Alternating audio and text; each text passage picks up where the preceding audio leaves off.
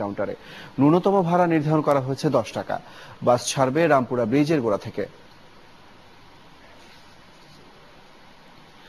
আবাসন খাতের উন্নয়নে অপ্রদর্শিত অর্থ বা কালো টাকার শর্ত ছাড়াই বিনিয়োগের সুযোগ করে দেওয়ার প্রস্তাব করেছেন গৃহায়ন ও গণপূর্ত মন্ত্রী ইঞ্জিনিয়ার মোশাররফ হোসেন। এ ব্যবস্থায় অর্থ পাচার কমবে বলে মনে করেন তিনি। আর সহজ শর্তে ঋণের দাবি আবাসন শিল্প মালিকদের। বঙ্গবন্ধু আন্তর্জাতিক সম্মেলন কেন্দ্রে 5 দিন ব্যাপী রিহ্যাব মেলা 2015 এর উদ্বোধনী অনুষ্ঠানে এসব কথা উঠে আসে। গত কয়েক বছর ধরে দেশের আবাসন খাত ভালো অবস্থানে নেই। রাজনৈতিক অস্থিরতা আর ব্যবসায়িক পরিবেশ অনুকূলে না থাকায় বিপাকে এই শিল্পের ব্যবসায়ীরা। অন্যদিকে ঋণের সুদের হার না কমানোই থমকে আছে আবাসন খাতের উন্নয়ন। 5 দিন ব্যাপী রিহ্যাব মেলার উদ্বোধনী অনুষ্ঠানে এসব দাবি দেওয়ার কথা জানান আবাসন শিল্পের ব্যবসায়ীরা।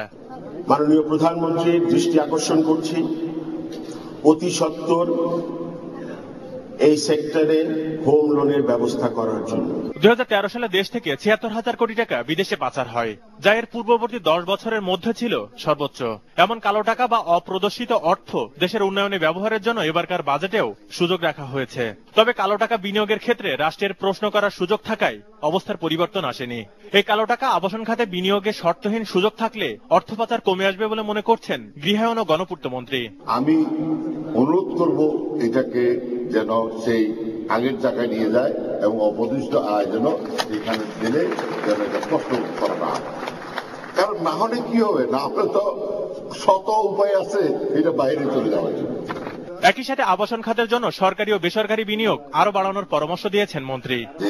এটা আমি আমার প্র্যাকটিক্যাল লাইফে দেখেছি।